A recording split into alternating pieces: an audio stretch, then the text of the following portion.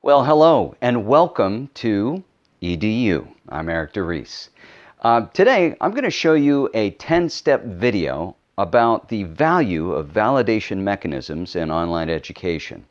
I think you'll enjoy it. I'm sure that you'll agree by the time you're done watching this video that more online educators should take these factors into consideration when they're designing their curriculum and teaching their online classes. Well, here it is.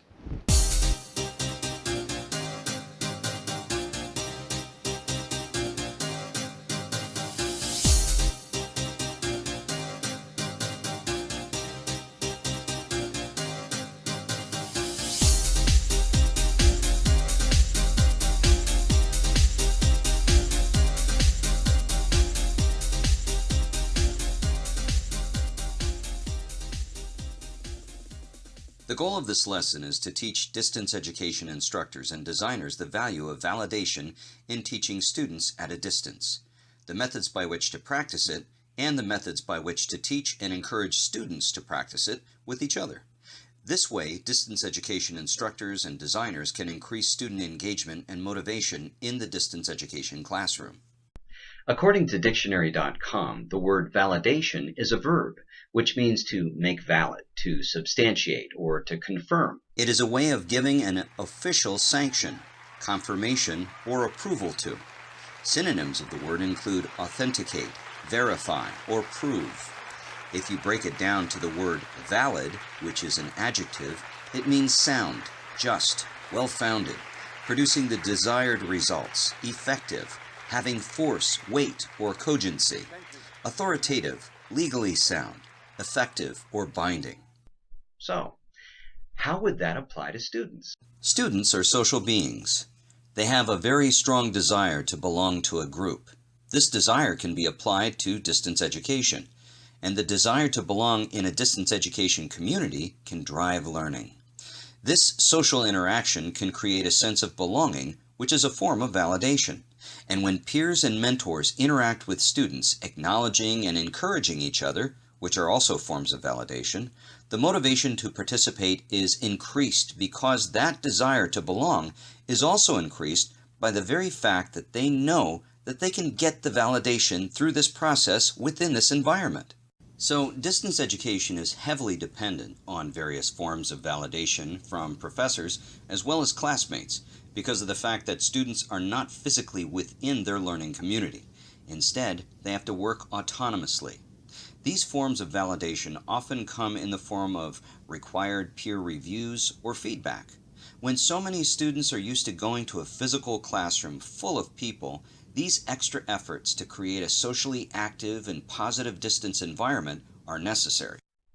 Group collaboration is also a major component in most distance education programs because of the comprehension and motivation benefits that come from it. But collaboration doesn't just happen automatically. It has to be established as a required part of the distance class culture by the instructor. And this requirement will actually teach students to exercise validation.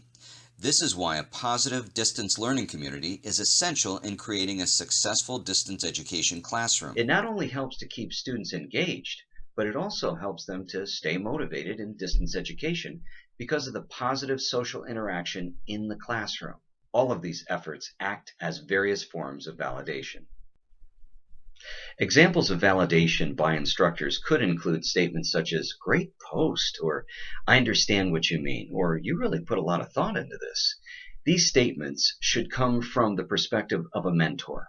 This actually helps to maximize a learner's potential, and it will teach students how to validate each other. Classmates could make the same kinds of statements, but from the perspective of a peer instead. These are statements that acknowledge the student's effort and which encourage them to keep participating if they want to continue to get the validation. But these kinds of validation statements won't just happen on their own. All participants, not just the professor, have to create a positive distance classroom culture that promotes shared learning and teamwork. What are not validation statements are either ones which discourage participation by arguing against a student's statements, by attacking a student's credibility, by insulting them personally, or even just by communicating from a position of indifference to the value of what a student can contribute. This can be tricky because indifference is not necessarily intentional. So, in other words, validation efforts have to be intentional in order to make sure that students don't misunderstand. It's sort of like humor in emails where you have to make it obvious that you're joking by typing LOL. Either way, these kinds of behaviors are disruptive to the distance classroom, are not productive to the course, and must be dealt with firmly yet tactfully for the sake of the class and the disruptive student. Instructional designers can participate in the validation process as well. Not just by including discussion boards in online classrooms where group validation can happen, but also by including validation mechanisms such as like buttons and agreement ratings, very much like what one might see on a social media website. They could even build in automatic validation balloons, which pop up letting students know that they are on the right track, just as they can let students know automatically what certain buttons do. Okay, so let's recap before you take the quiz. The word validation does mean to substantiate or to confirm. The desire to belong in a distance education community can drive learning. Distance education is heavily dependent on various forms of validation from professors and classmates. Group collaboration is a major component in most distance programs because of the comprehension and motivation benefits that come from it. Validation statements acknowledge the students' efforts and encourage them to keep participating if they want to continue to get the validation.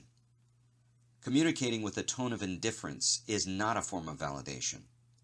Instructional designers can participate in the validation process, and this lesson taught you how to increase student engagement and motivation in the distance education classroom through different methods of validation. Now it's time to take your quiz. Let's test your knowledge of validation in distance education. Well, that's it for my instructional video, the 10 steps of the value of validation in online education. I hope you enjoyed it. There is an online lesson that these videos go with, and if you're interested in those, leave me a comment in the comments section, and I'll send you a link, okay? Also, let me know what you think of these videos. If you have suggestions, let me know, and I'll see what I can do about making videos that are more in tune with what you're looking for. I'm open, okay? Also, please click on the subscribe button, okay? That way when I make a new video, you know about it right away. Well, until the next video, take care.